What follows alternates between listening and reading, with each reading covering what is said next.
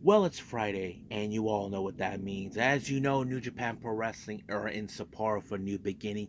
5 title matches are on the line. We have, of course, the IWGP Women's title, the IWGP Junior Heavyweight title, the Never Openweight title, the New Japan World Television title, and of course, the Global title are all on the line. So we'll see who will be winning their titles, who will be retaining their titles.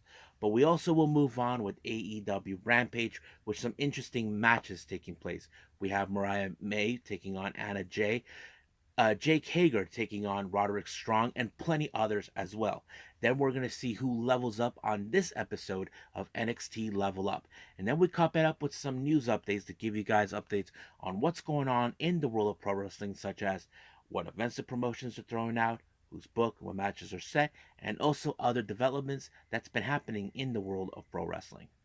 So, let's get ready for another episode of the Leaded Wrestle Zone.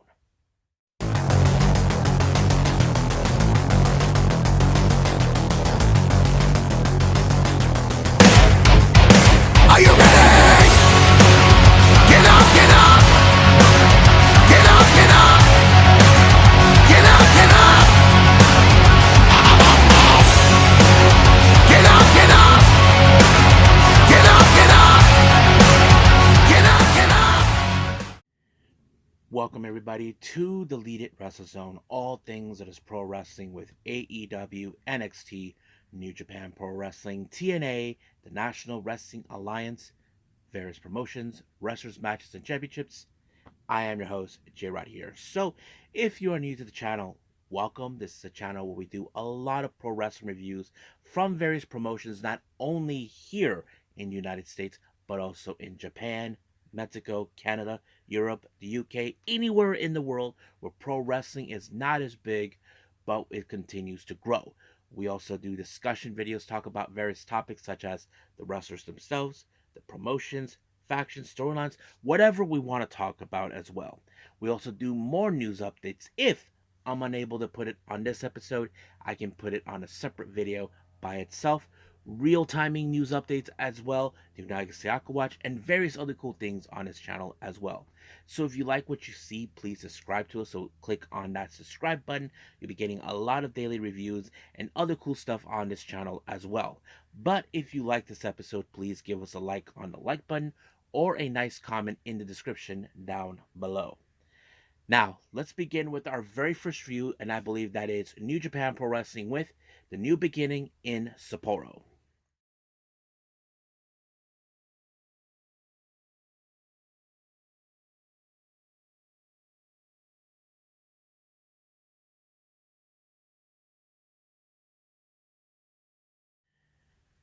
Okay, so New Japan Pro Wrestling, the New Beginning in Sapporo. This is day one.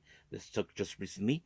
It opened up with singles competition. Yuji Nagata taking on Zack Sabre Jr. Now, don't forget, not too long ago, Nagata was in the match against Bryan Danielson. So I don't know why he ends up in the match against a guy that Bryan Danielson lost to.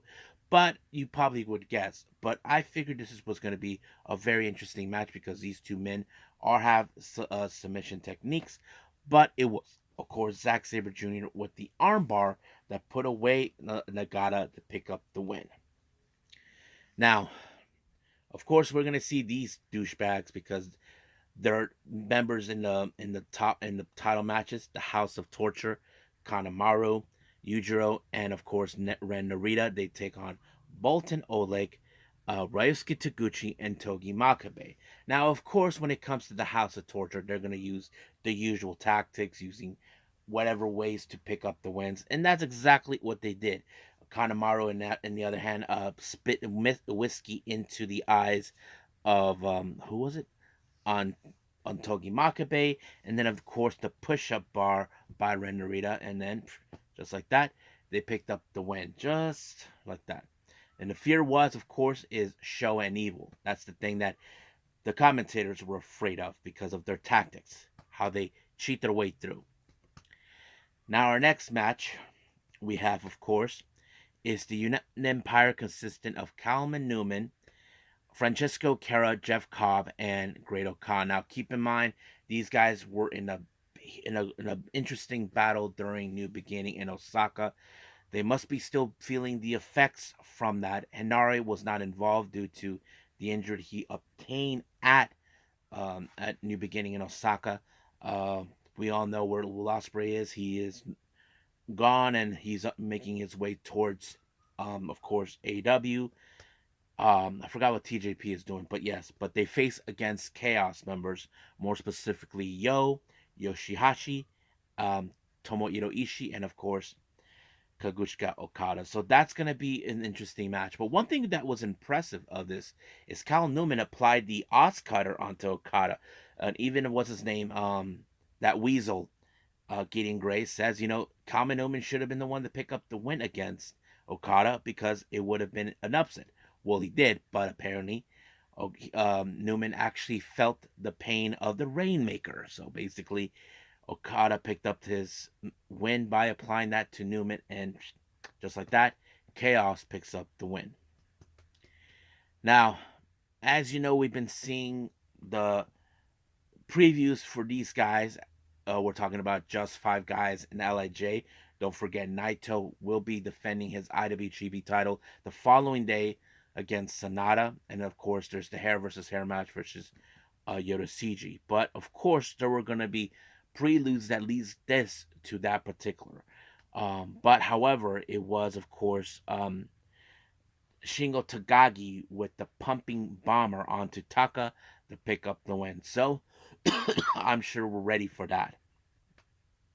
Now, our first title defense, we have the IWGP Women's Championship. Mina Shirakawa versus Mayu Iwatani. Now, if you guys have been following Stardom the entire time, then you know what's been going on. Mina Shirakawa issued a challenge for this belt because she felt this belt is meant for someone like her. Now, it's no secret for those who are Mina Shirakawa fans that she can speak English. She's have traveled the world before. I mean, before going to Stardom, she had traveled to Mexico and Spain, and recently U.S., Thailand, and Singapore. So she felt that that title is meant for her. But at the same time, she considers Mayu Iwatani weak, knowing to the situation that's been going on in Stardom, and she believes that the company cannot trust someone like her. But I did mention this before. Mayu Iwatani has been in situations like this. She has been in dark places. She has been in despair. She has shown weakness, but she always somehow finds a way to get on top. Now, don't forget, Mina Shirakawa has always been methodical about dismantling the knees of everybody. But it turns out that there was deeper meaning between both Mina and Mayu. It turns out during the time when Mina was part of Stars, Mayu went up to her and said something that Mina hasn't forgotten. As you know, she felt that people will never buy into her, and Mina is on a mission to prove her wrong. But, as I always say, Mayu has always shown, even in her darkest moments, that she can overcome all of it. And that's exactly what she did. It took only 2 dragon suplexes to pick up the win and retain the belt. So that makes, right now, Mayu Iwatani her 4th title defense, and just like that, she wins it. So I guess many of us are questioning who will be her next opponent. That's going to be a very interesting one. So we'll see in the near future. Now, our next match is the IWGP Junior Heavyweight title. That piece of garbage show taking on El Desperado. But one thing that was good is that Desperado grabbed that moron by the neck and decided to drag him out because we know House of Torture, they'll try to use tactics on him. Now, of course, Chris Carlton and Walker said Desperado needs to have eyes in the back of his head, which is true. That's always been what we normally would see. But however, of course, whenever it comes to the House of Torture, they turn off the lights, referees knocked down. We did see Despy's old tag partner, Kanemaru, attack. But luckily, Despy had some allies, and no one expected it, that it would be, of course, Ryosuke Taguchi giving him the hip attack. So he probably, if I was Despy, I would say thank you for helping me. But unfortunately, that wasn't enough because that piece of garbage, Narita, showed up, choked him out, but the match ended in a countout. And to the worst fears in New Japan, Show becomes the new IWGP title. He's acting all happy, proving I am the best. Hell no, boy, you're not the best. You just use cheating. But of course, I wouldn't be surprised if Despy gets another shot or someone much stronger than him that would take him out. But right now, the bigger fear is the one match after this. As you know, House of Torture has already won 2 matches, including this one. Then we have the never openweight title that involves Evil versus Shota Umino. Now, Shota Umino made it. Hold on a second. Yep. Huh. Como tú quieras.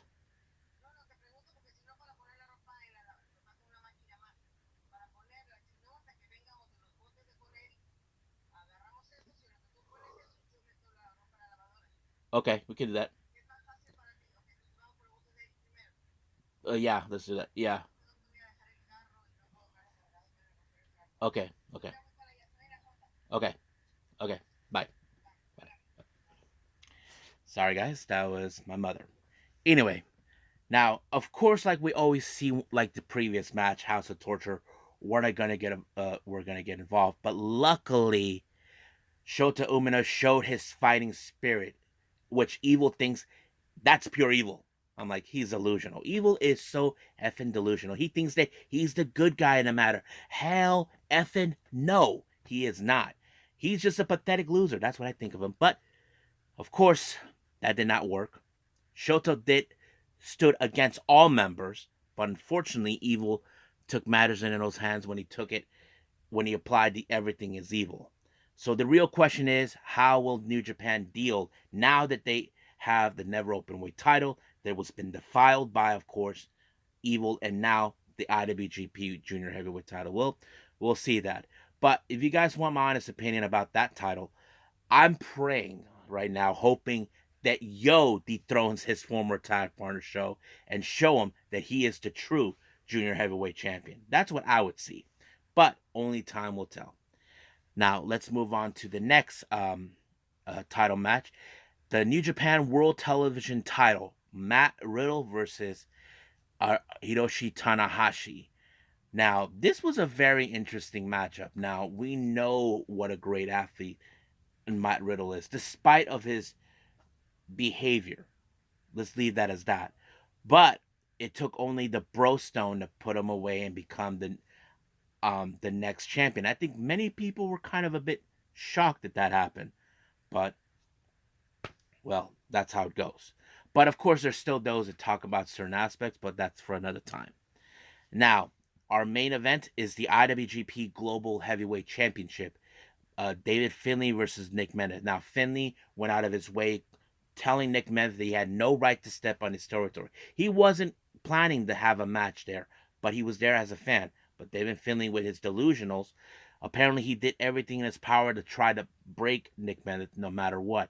However, there was a question that Chris Carlton did made. How is David Finlay physically due to that battle that they had back in Osaka? And I think that played out pretty well because Nick Menace applied the danger zone. 1, 2, 3, it's over. So he becomes a brand new IWGP Global Heavyweight Champion. So he will defend it every day at any given time at any given place. Now, David Finlay did stated that his proud accomplishment is defeating Will Ospreay and the United Empire, but he feels that he didn't lose the title to Nick Menace because he's willing to admit, yes, my body is all jacked up because of it. So that is most likely what we're seeing. Finlay sees that he wasn't 100% right. So we'll see what happens next with Finlay. But I guess many fans are very curious. Was he going to, now that Nick Menace is our brand new IWGP Global Champion, we're going to see exactly where it leads us. So I think that's pretty much it with everything else. So let's just move on with AEW Rampage.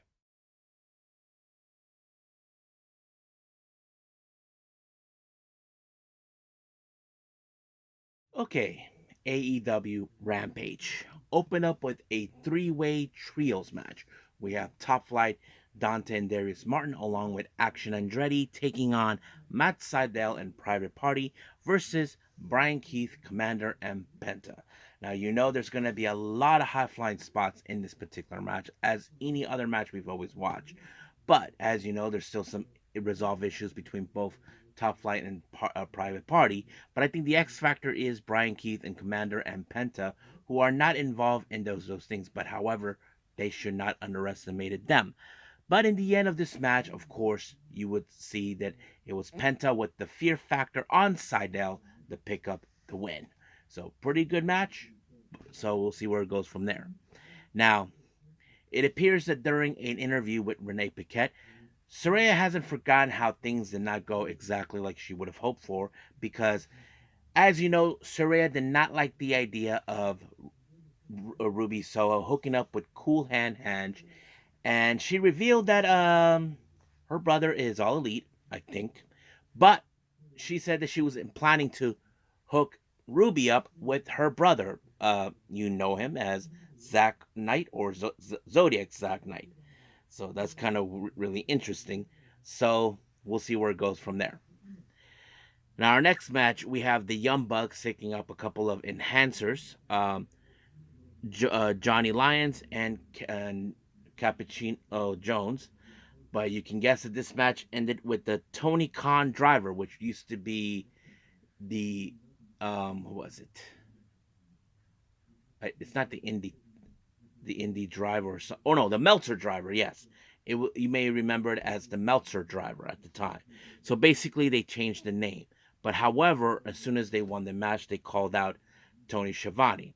So they basically apologized to him. But however, as you know, the Bucks they must have got the message from Sting because if you guys remember, Sting said that no one has laid out or tried to make an advancements towards his family. So basically, the Young Bucks are trying to remind them that they're also family men too.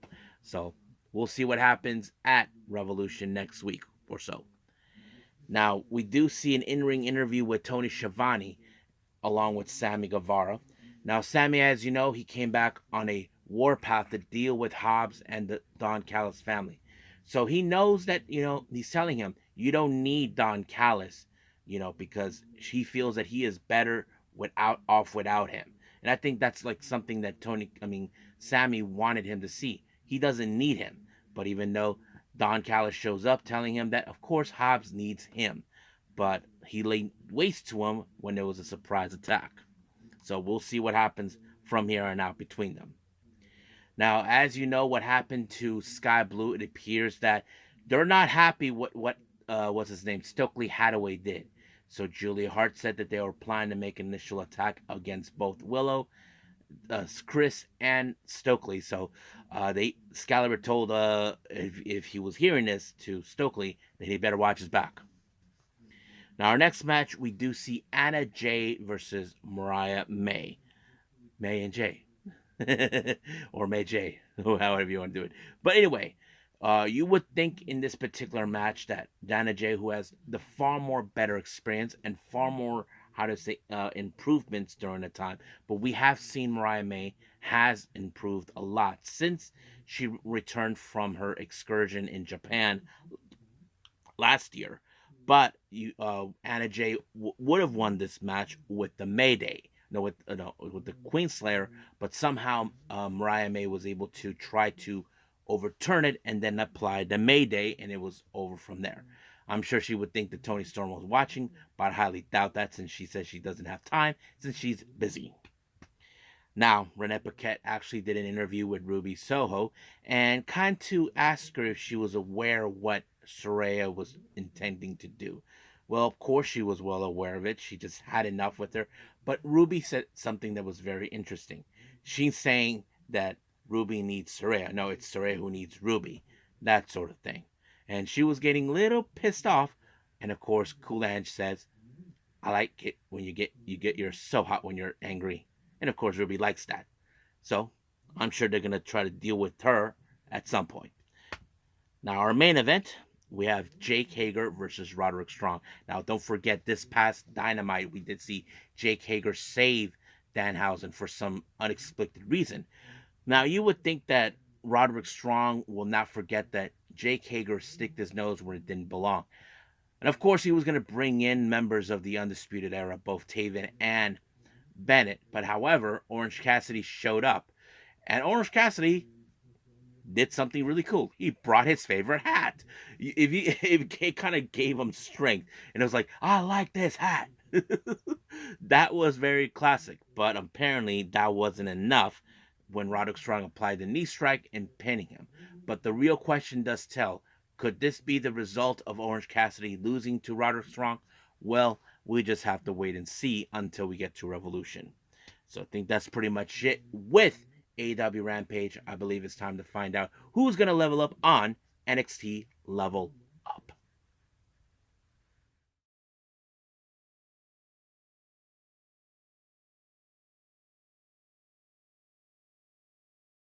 Okay, so who levels up on this latest episode of NXT Level Up?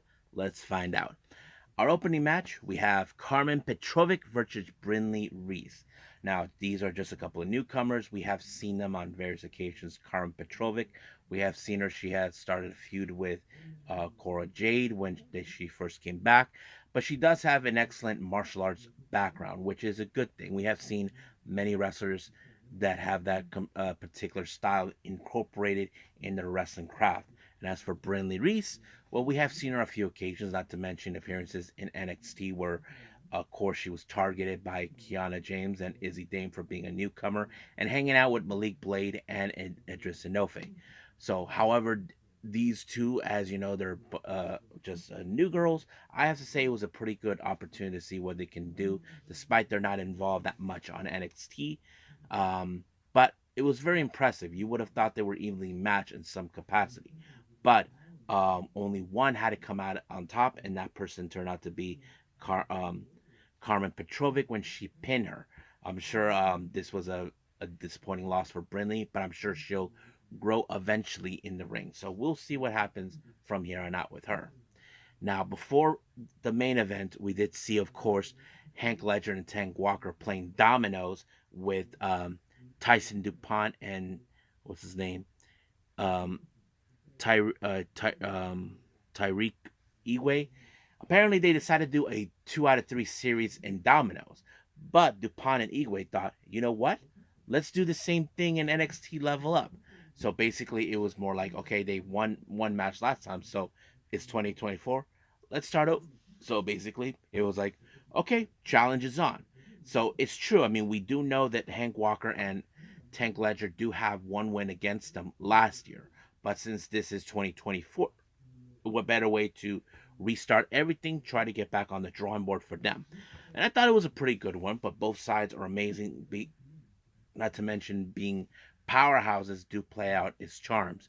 But it was, of course, a nice combination between Igwe and Tyson DuPont to put away Walker, and just like that, it was over. So that makes one right now for Tyson DuPont and Igwe. We'll see what happens the next time. So I think that's pretty much it right now with all the reviews. Let's move on with our last and final thing, and I think it's going to be a short one: news updates.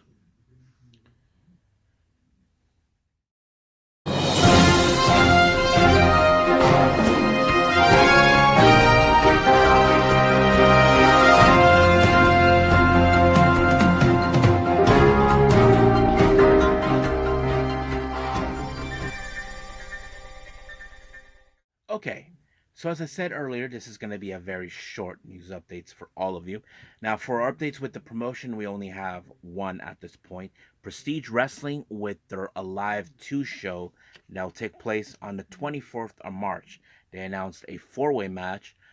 We have Elliot Tyler, Adrian Quest, Lazarus, and Chris Brady. Now, I don't know who half of these guys, but yes. Now, for some interesting developments, those who know this, last year, Miyu Yamashita did an excursion after WrestleMania here in the States. So basically, they announced that this year she'll be doing the same thing. However, we do know that Miyu Yamashita will be in a title match in March. She'll be defending the Princess to Princess title against Miyu Watanabe, who in fact, I'm a fan of, and many of us who are fans of her would think that yes, this is. I wouldn't be surprised if the match ends with Miyu Watanabe finally winning the belt. This that will lead, of course, Miyu Yamashita to travel to do her American excursion. So we'll see about that.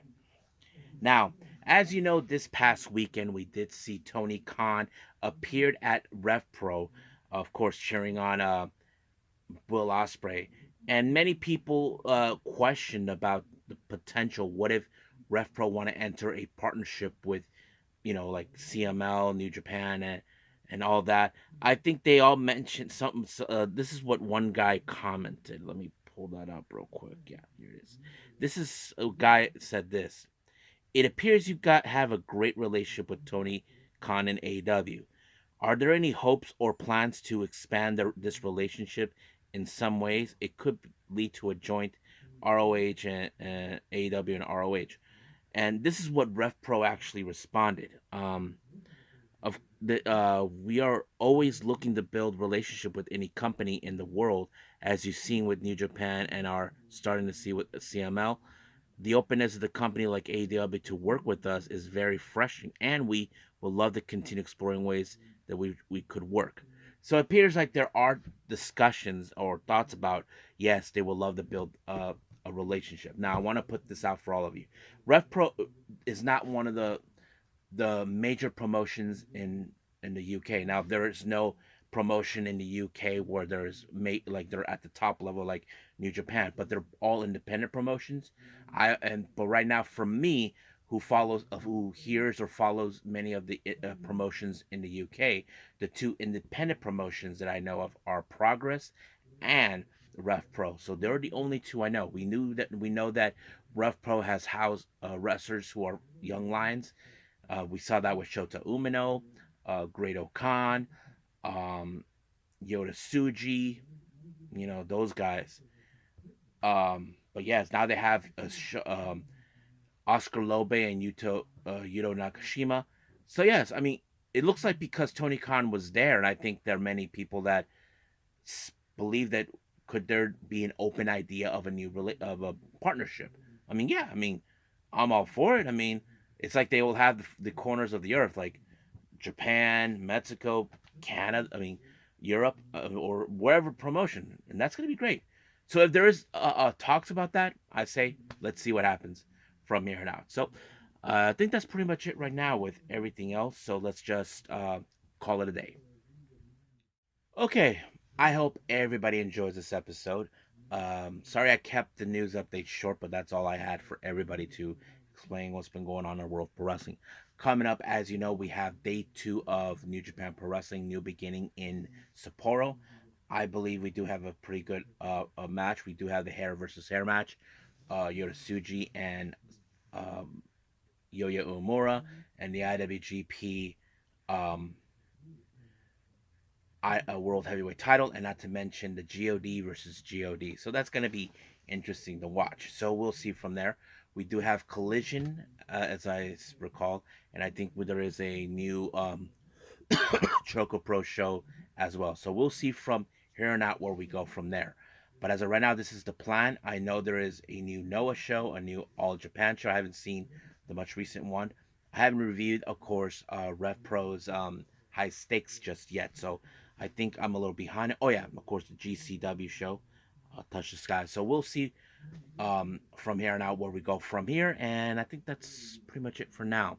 So I will see you guys in the next DWZ time, same DWZ channel.